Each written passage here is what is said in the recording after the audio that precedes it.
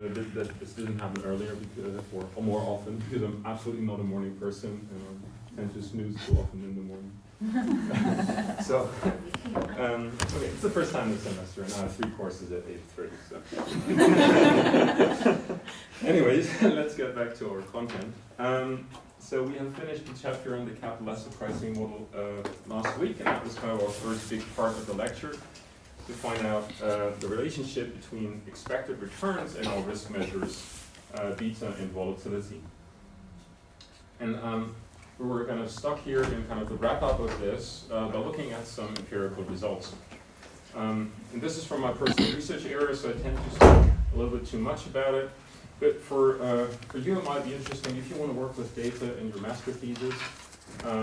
These are kind of analyses where we have plenty of data available for free on the internet. Kenneth French opens kind of up his data library and updates it frequently. So we have very good US data. But Germany, unfortunately, not so much. There was a former professor here in Berlin from Humboldt University who maintained like a very nice data set, but he retired, so it's not updated anymore. And we have another data set from a university in Munich, but also it's kind of not updated for the last 5 years, so I'm not quite sure if they maintain it. It's quite a lot of work, and you don't get paid for it, or you don't get any reward for it, so it kind of depends if someone voluntarily putting the time in. Maybe it's like the doctoral student doing the project or something like this. So we looked at one technique that you could apply to kind of figure out what the impact of a specific variable is on returns, and that was the approach of portfolio sorting. And this will be something that is kind of worth a master thesis project, I think. So identify a variable that you might think is priced that has an influence on returns. And you can take basically everything that is observable. Right? You could use balance sheet data, for example, the impact of dividends, something like this. It just needs to be an observable data with some kind of frequency. Or you could do the same thing that we did in this chapter and use the risk measures themselves, so anything that you can compute from time series data from the stock prices. But you could really choose literally everything, like the first letter of the company, the gender of the CEO if you're interested in gender studies. And so there's like really a bunch of variables that you could analyze. So the way how this works, we talked a little bit about diversification last week, is that if you look at single stocks, they're just too noisy. There's too much idiosyncratic risk in it, that the results on single stocks are not really informative. There's just too much random stuff in there. So you will have a hard time to identify patterns in the data. So what we do is we create portfolios which are diversified.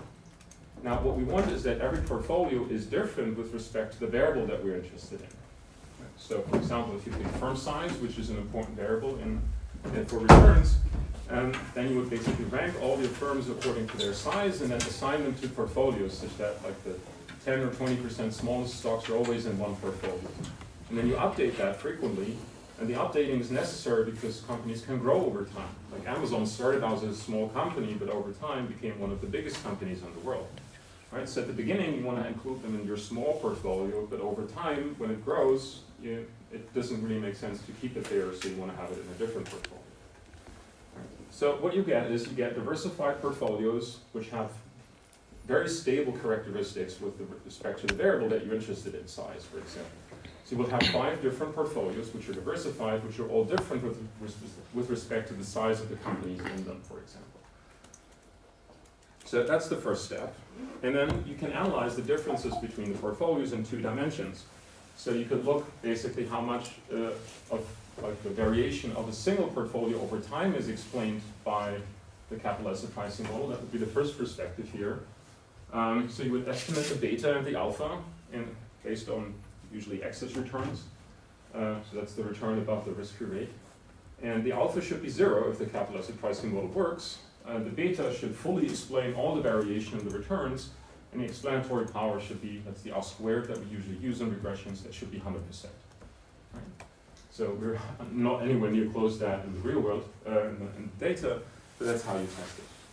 And then the second is you do comparisons across different portfolios. So you look at the difference in returns between 2 portfolios, and that difference should fully be explained by the difference in their betas when the capital asset pricing model is true. So I showed you already evidence for both of these types of analysis.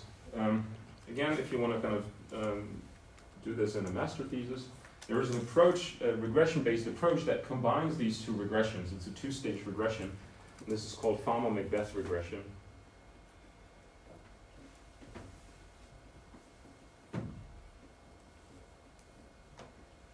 So Eugene Fama turns up very often in these kind of empirical settings.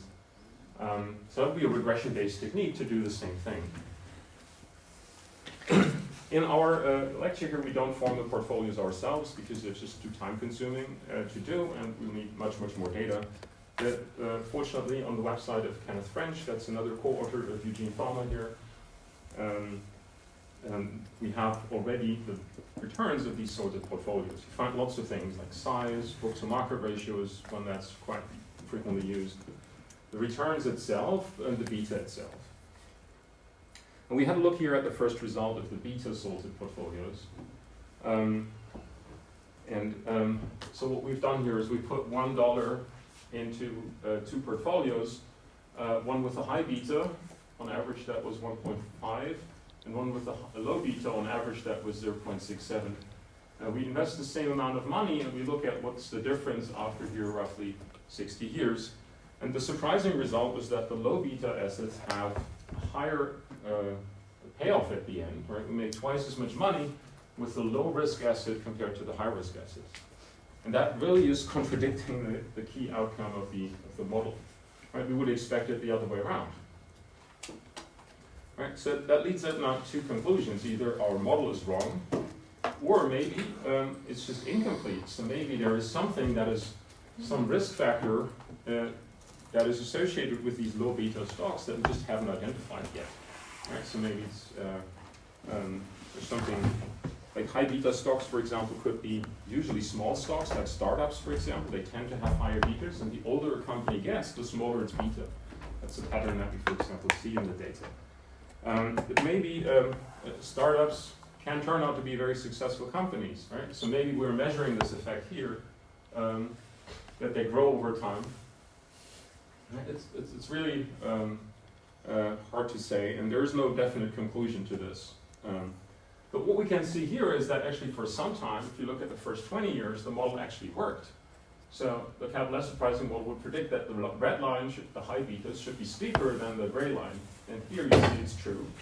Well, here we had a stock market crash, so it also makes sense that the high beta assets react more strongly. And then up until 1980, you again have a period where the red line is steeper than the gray line. However, here, starting in the late 1980s and the 1990s, you see that the pattern doesn't work out anymore. And that was the time when Fama basically was, and French were kind of doing their research. Right, so the first 20 years, after the development of the CAPM, we thought actually it might be a very good model. Right, so the more recent evidence is kind of contradicting this. So I don't want to repeat all the evidence from last week, but there was one thing that we didn't look at. So this is a portfolio sort based on the return of the last year. So you basically look at what were the here 20% of the stocks which had the lowest returns, and you put them in one portfolio, and then you very tellingly call them the losers of the last year. And on the other spectrum, we have the 20% of the stocks which had the highest return in the previous year, and they are the winners of the last year. You can actually identify these stocks pretty quickly, because if you look up financial websites or the newspaper, they always have lists of the top 5 and the top 5 winners and top 5 losers or so on their websites. Right. So let's look at the betas here. Not very unsurprisingly, the losers have a very high beta because there seem to be some risk involved, which might be the reason why they were the losers in the previous year. And then the remaining 4 portfolios have very, very similar betas of roughly 1, so there doesn't seem to be a big beta difference.